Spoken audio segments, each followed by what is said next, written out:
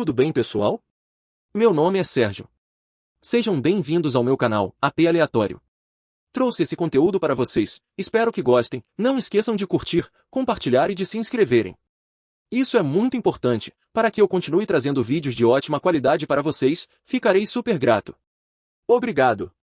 O Flamengo tem tudo para fazer uma grande partida amanhã e eu vou trazer detalhes deste jogo da quarta rodada da Libertadores da América para vocês. Também vou falar sobre o Oscar. Ontem, no nosso giro de notícias, eu trouxe para vocês a informação da revista Colorada de que o Flamengo estaria muito próximo de contratar um meia brasileiro de 32 anos. Mas do vídeo do giro de notícias para cá, a gente já apurou muitas outras situações e eu vou atualizar vocês sobre isso. Aliás, apurando sobre a situação do Oscar, descobrimos, por exemplo, que o Flamengo já tem um planejamento de reforços para o meio do ano e vai um pouco de encontro àquilo que Braz e Spindle pensavam na janela de início do ano, com algumas mudanças de conceitos sobre lacunas que a equipe rubro-negra sempre apresentou, mas que até o momento a diretoria rubro-negra não via. Também vou falar para vocês sobre o clamor que já cresce nas redes sociais por Jorge Jesus. Será que isso seria benéfico ao trabalho do Flamengo agora? Será que não seria? Grandes baluartes rubro-negros, jornalistas que veiculam matérias na imprensa, já começam a fazer um coro muito grande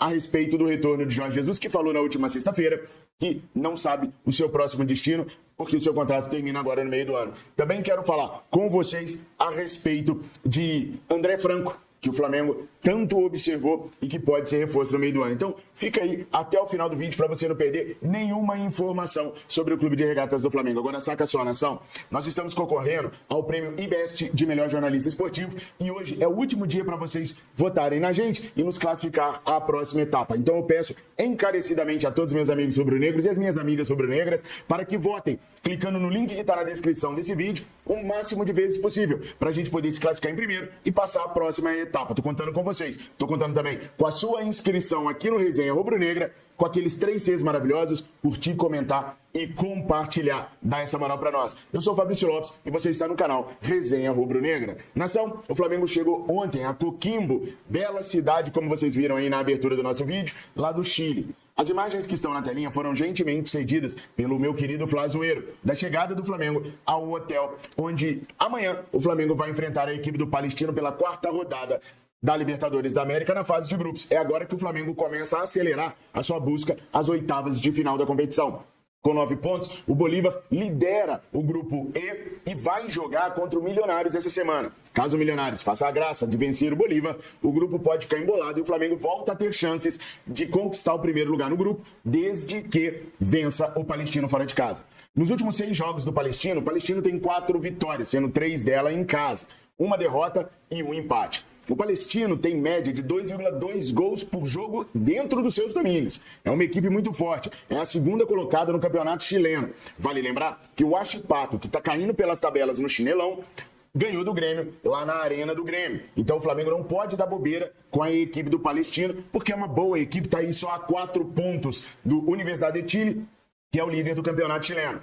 O Flamengo não vai contar com a presença do seu camisa número 14, Georgian de Arrascaeta, retornou para o Rio de Janeiro após ficar este final de semana em Bragança Paulista, junto com a equipe rubro-negra. Nós já havíamos adiantado para vocês que ele e Eric Pulgar não jogariam nem contra o Bragantino, nem contra o Palestino. Acontece que o Tite resolveu levar o meia rubro-negro para Bragança Paulista por alguns motivos estratégicos. O primeiro deles, para manter o Arrascaeta com o grupo, motivando os jogadores, uma vez que ele é o jogador que usou mais abraçadeira de capitão desde a chegada do Tite, junto com o Gerson. Então era importante para o Tite, estrategicamente, ter os 2 capitães juntos num jogo tão importante quanto era o jogo contra o Bragantino. Segundo, para também manter o Arrascaeta concentrado na recuperação da sua lesão e mantê-lo fora do show da Madonna e da vida noturna do Rio de Janeiro, porque a gente conhece bem, o uruguaio gosta de um sacolejo, de um remeleixo. Com isso, o Flamengo conseguiu acelerar a recuperação do meia, mas ainda assim a previsão continua a mesma. A Arrascaeta só deve retornar aos gramados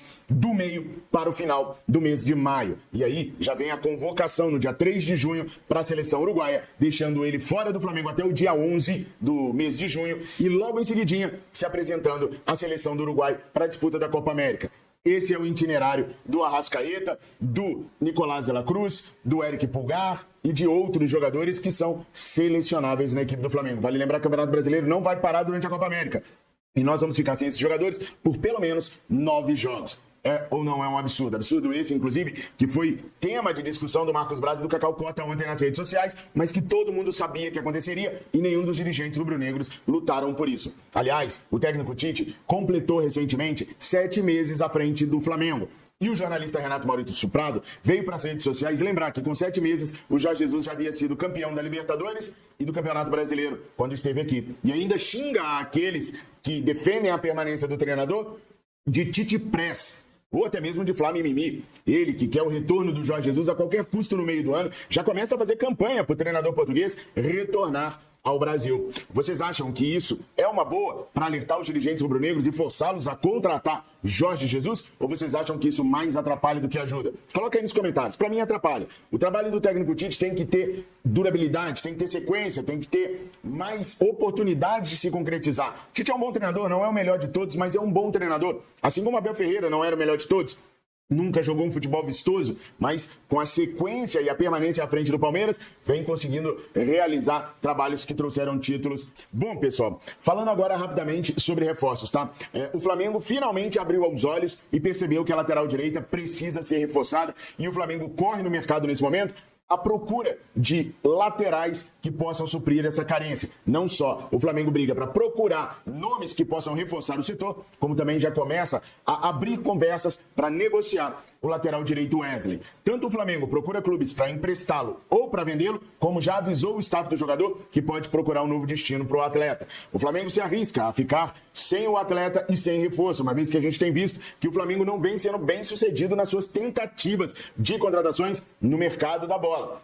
Em janeiro, nós trouxemos 3 grandes jogadores, mas só conseguimos trazê-los pagando aquilo que os clubes queriam receber sem conseguir barganhar pelos valores. Os jogadores que o Marcos Braz tentou negociar verdadeiramente os valores não vieram. Caso de Luiz Henrique, graças a Deus, caso também do Evander. De La Cruz veio pelo pagamento da multa. Matias Vinha veio pelo pagamento que o outro clube queria que fosse pago, o Roma. E o Léo Ortiz foi aquela novela, e enquanto o Flamengo não pagou o que o Red Bull Bragantino exigia, o Flamengo não trouxe. A gente fica com esse receio aí, mas o Flamengo está no mercado sim, procurando por um lateral direito e já avisou o staff do Wesley que é para procurar um clube para ele poder ser emprestado ou vendido a partir do meio do ano.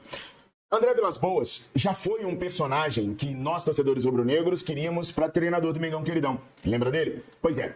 O multifacetado jogador português assumiu agora a presidência do Porto. E com isso, o Sérgio Conceição, treinador dos caras, que teve seu contrato recentemente renovado, pode não permanecer para a próxima temporada. Sérgio Conceição não é o treinador que André Vilas-Boas quer para a próxima temporada do Porto, que perdeu o campeonato português para o Sporting. E por que eu estou falando sobre isso com vocês? Porque o Sérgio Conceição é o responsável pelo afastamento do André Franco e de outros 3 jogadores do elenco do Porto. E agora, com essa troca de comando na presidência, podendo haver também uma troca de comando entre o corpo técnico do Porto, o André Franco pode ser recolocado, readmitido ao grupo principal da equipe portuguesa. E com isso, pode acabar frustrando as intenções do Flamengo de contar com o jogador. O André Franco não é nenhuma sumidade, mas tem um bom pulmão, joga numa posição que o Flamengo precisa muito. Ele faz o famoso box-to-box, ida e volta ao ataque, fazendo com que o time tenha uma leveza no meio de campo ofensiva e na saída de bola e um peso grande na marcação. Hoje, o único jogador no Flamengo que consegue fazer tal feito é Nicolás de la Cruz. E a ideia do Flamengo é ter alguém para que quando o Nicolás não tiver, fazer essa tarefa. Nicolás vai para a Copa América. Ficaremos aí 1 mês e pouquinho sem o uruguaio. Quando lesionar e cansar, não temos ninguém para poder substituí-lo nesta função. Ainda que o Nico faça a função do Arrascaeta quando este não estiver na equipe, ninguém na equipe rubro-negra consegue fazer a função que o Nico faz de segundo homem de meio de campo. Gerson não consegue ser fiel defensivamente e é muito apagado ofensivamente. Por isso, o Flamengo está aí na procura de um jogador que faça esse box-to-box aí. E o André Franco é o principal nome rubro-negro no momento. O Flamengo também teve seu nome vinculado ao meia Oscar, de 32 anos, do Xangai Port. Falei para vocês isso ontem no nosso giro de notícias. De ontem para cá, o que a gente apurou é o seguinte. Sim, o Flamengo também está conversando com o Oscar. O Flamengo também interpelou o Oscar sobre aquilo que ele pretende fazer depois de novembro, quando seu contrato terminar com o Xangai Port. Internacional, São Paulo, Corinthians também andaram conversando com o staff do jogador. E o ponto do Flamengo nesse momento é o mesmo das outras equipes. Não tem nada fechado. O jogador agrada sim ao Flamengo, mas a decisão sobre assinar ou não com o jogador vai ficar mais para frente. quando o Flamengo começar a definir o que vai fazer com o seu elenco. Ou seja, a diretoria rubro-negra pretende se reunir mais perto do meio do ano para definir como que vai ser a composição do elenco para o futuro. O Tite gosta do Oscar e hoje o Oscar já conta com o aval do Tite para vir para o Flamengo. Mas ainda não tem nenhum acordo fixo proposto para que o meia assine um pré-contrato. Claro, estou falando hoje, às 3 e pouquinho da manhã, do dia 6 de maio de 2024.